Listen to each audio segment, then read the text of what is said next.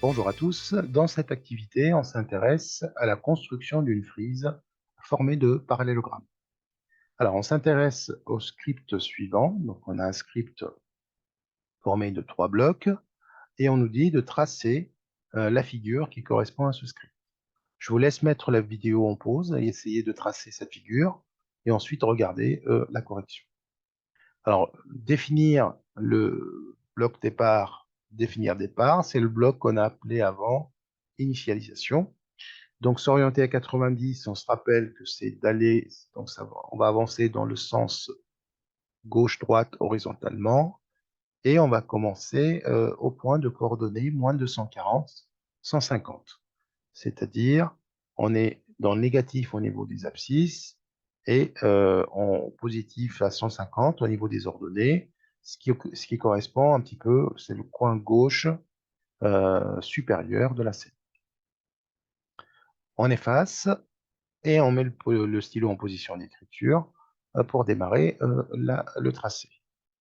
Alors, le deuxième bloc, on définit visiblement un parallélogramme, donc on va s'attendre à un parallélogramme. On a une boucle répétée 2 fois, donc on va répéter les instructions 2 fois. Avancer de 50 pas, tourner de 45. Alors, du coup, on va supposer qu'on a avancé de 50 pas ici. Voilà. Donc horizontalement, puisque j'étais dans cette direction. Je change maintenant de direction et je tourne dans le sens antihoraire de 45, ça veut dire la moitié d'un angle droit, et j'avance de 25 pas. Donc ce qui correspond à peu près à cette distance, on va dire que c'est 25 pas. Voilà, donc ici j'ai 25 pas et j'ai tourné de 45. Pour cette direction, j'ai tourné de 45 degrés dans le sens antihoraire. OK. Alors maintenant, je vais encore tourner de 135 degrés, puisqu'on me demande de tourner de 135 ici. Alors, je vous rappelle que 135 degrés, c'est le supplémentaire à 45. Donc cet angle-là, c'est 135, puisque la somme des deux, donc la somme des deux fait 180. Et donc du coup, si je tourne d'un angle équivalent de 135, je vais me retrouver parallèle à cette direction-là. Et donc du coup, ce qui me ramène dans cette direction. Donc je vais avancer maintenant dans cette direction. Alors j'ai fini, donc je repars en haut pour refaire une deuxième fois la boucle. Donc je vais avancer de 50 pas. Donc avançons donc de 50 pas, c'est à peu près là. Et maintenant je vais tourner de 45. Je vais changer ma direction et je vais tourner de 45. Tourner de 45, on va se retrouver dans cette direction. Et on va marcher l'équivalent de 25 pas. Et enfin, on va tourner de 135 pour nous retrouver dans la direction initiale. Donc voilà le tracé attendu, avec les explications évidemment. Bon, je mets les angles pour bien expliquer ce que c'est comme changement de direction. Alors je vais peut-être rajouter là aussi.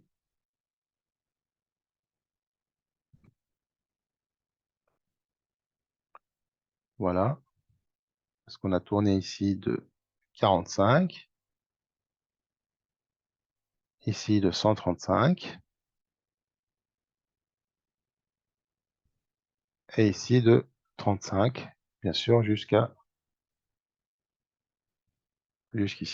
Donc ça, c'est 135 degrés. Donc on arrive à un parallélogramme comme ceci. Voilà, on a fini donc la première question. Donc pour la deuxième question, modifier le script précédent pour tracer la frise ci-dessous. Alors on va regarder ce que c'est.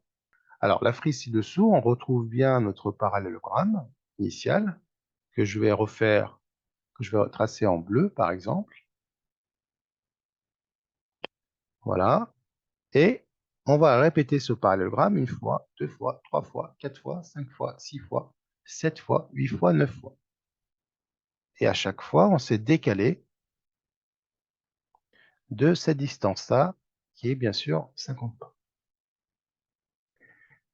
Donc, on a dit répéter, donc on va utiliser une boucle répétée, que je vais symboliser par ceci. Et donc, dedans, je vais mettre parallélogramme. Donc ça vient remplacer cette ligne-là, d'accord? On va faire, voilà. Donc, on va remplacer cette ligne-là par la boucle qui est ici. Et donc, dedans, je vais mettre parallélogramme et je vais ajouter tout simplement avancer de 50 pas. Bon, il n'est pas nécessaire de relever le stylo ici, puisque de toute manière, on a la même couleur et puis ça n'aura aucune incidence sur notre tracé. Et donc, on va répéter ces deux instructions 9 fois pour avoir les 9 parallélogrammes pardon, qui vont s'enchaîner. Donc, voilà pour cette frise, qui n'est pas compliquée. Donc, on va remplacer cette ligne-là, la troisième ligne, par cette boucle répétée. Voilà. Donc, cette troisième ligne, on va la répéter par cette boucle répétée que je vais appeler, donc je vais appeler ce bloc-là, je l'appellerai le bloc A, voilà, parce que j'en aurai besoin plus tard. Passons maintenant à la question 3. Dans la question 3, on nous demande de modifier le script précédent pour tracer la frise ci-dessous. Alors, qu'est-ce qui s'est passé? En fait, on retrouve la frise initiale qu'on a répétée une fois, deux fois, trois fois, quatre fois, cinq fois, six fois. Donc, on a répété cette frise 6 fois. Bien. Et donc, je vais avoir besoin d'une boucle répétée 6 fois. Qu'est-ce que je vais mettre dedans? Eh bien, d'abord, je vais mettre mon bloc A.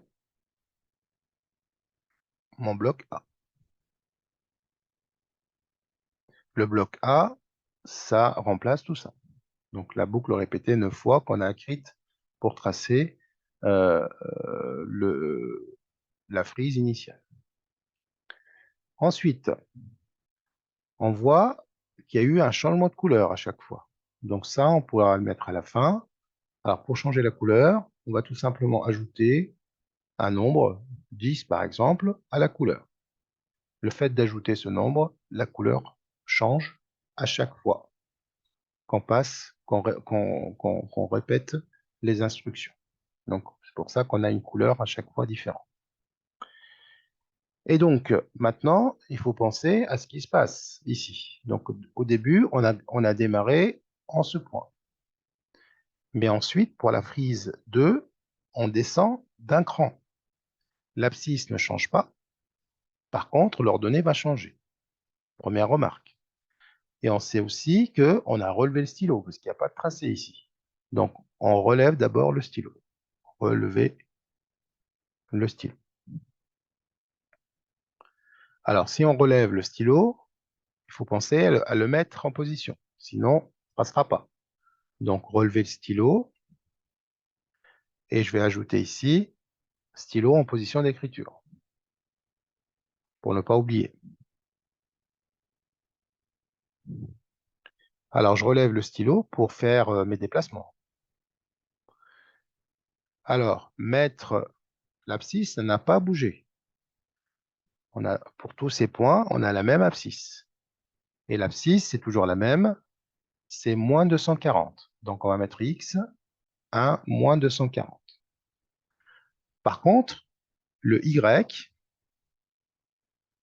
donc le Y, je vais le mettre en rouge ici, lui, à chaque fois, on va retrancher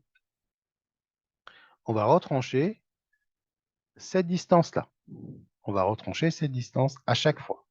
Donc, à chaque fois qu'on va descendre d'un cran, on va retrancher cette distance. Mais combien elle vaut cette distance? C'est ça qu'il va falloir changer, trouver. D'accord? Alors, je vais tracer un petit schéma pour bien comprendre ce que c'est que cette distance.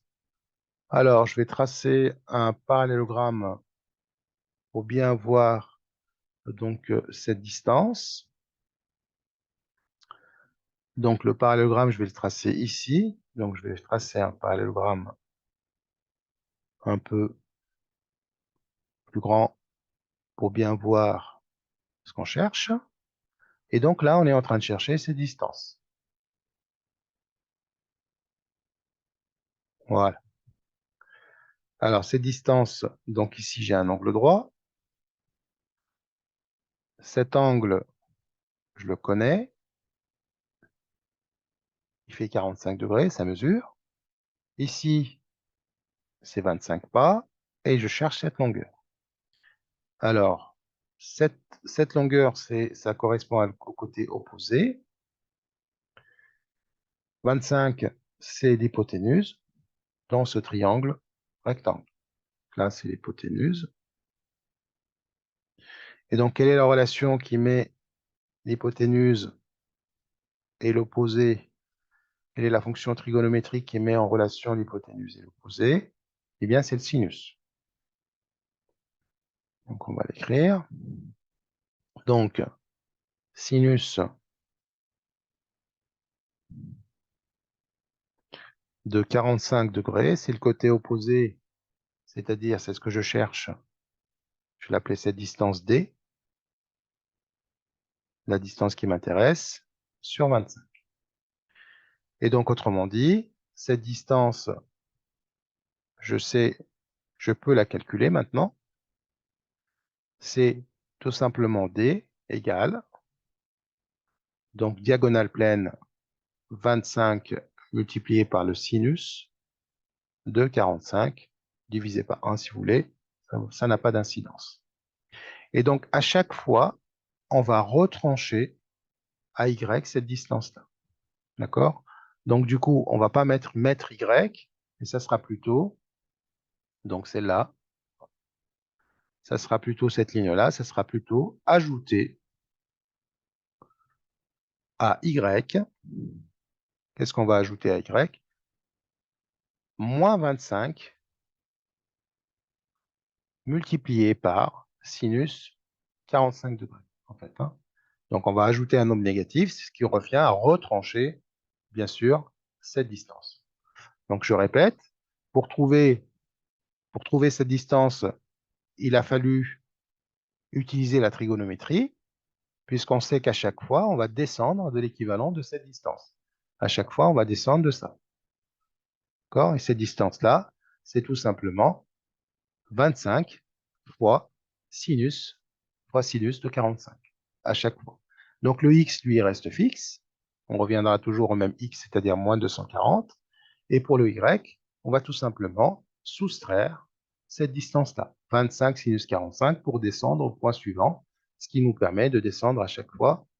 Et donc après, on met le stylo en position d'écriture, on ajoute 10 à la couleur, et on repart, donc on retrace notre parallélogramme initial répété 9 fois avec la frise qui correspond au, au bloc que j'ai appelé A. Alors maintenant, on va passer sur Scratch en ligne et voir tout ce qu'on vient de dire et vérifier ce qu'on a dit par écrit. Donc, je change d'écran. Voilà, donc nous sommes en ligne. Donc, le programme initial, rappelez-vous, c'était ces 3 blocs. Donc, si j'exécute ce programme, eh bien, je vais tout simplement avoir alors, je vais peut-être mettre caché pour ne pas être gêné. Alors, caché, c'est dans costume. Voilà. Donc, on aura le petit parallélogramme ici qui correspond en fait tout simplement à notre parallélogramme initial. Et on a bien commencé en haut et à gauche de la scène. Donc maintenant, je voudrais faire la frise de 9 parallélogrammes. Donc rappelez-vous, on a dit, donc du coup, je vais tout simplement utiliser une boucle répétée, donc 9 fois, puisqu'on a 9 parallélogrammes. Et dedans, je vais mettre le motif parallélogramme, mais attention, donc si je fais ça, là, comme ça, vous n'aurez qu'un seul parallélogramme. Il ne faut pas oublier, ajouter, avancer de l'équivalent de 50 pas. Et donc maintenant, je pourrais voir mes parallélogrammes, sans problème. Et donc, ensuite, on nous a demandé de modifier ce programme pour tracer plusieurs fois, donc 6 lignes, donc 6 fois cette frise, en changeant de couleur. Donc, je prends une boucle répétée, 6 fois. Je mets donc du coup le bloc initial parallélogramme est avancé. Et maintenant, rappelez-vous ce qu'on a dit. On va tout simplement mettre X à moins 240, relever le stylo, mettre X à moins 240 et retrancher à Y l'équivalent de 25 fois sinus de 45. Alors, j'ai déjà préparé ce bloc qui est ici, que je vais mettre tout simplement là. Donc, je relève le stylo, j'ajoute à Y sinus de 45 fois moins 25 pour que ça soit négatif. Ça veut dire je retranche 25 fois sinus 45, je mets X à moins 240, et ensuite, j'oublie pas de mettre le stylo en position d'écriture, et j'ajoute 10 à la couleur pour que la couleur change à chaque fois. Voilà, donc c'est un programme un petit peu long, mais il faut juste le comprendre, bien sûr, pour pouvoir le trouver. Alors, je rattache tout ça au bloc départ. Donc, on a remplacé la troisième ligne par tout ce bloc-là. Et normalement, en l'exécutant le programme, ça devrait fonctionner. Alors, je fais un test. C'est parti. Première prise, deuxième prise, etc. Et il devrait disparaître à la fin. Donc, on voit bien les transitions de changement de couleur.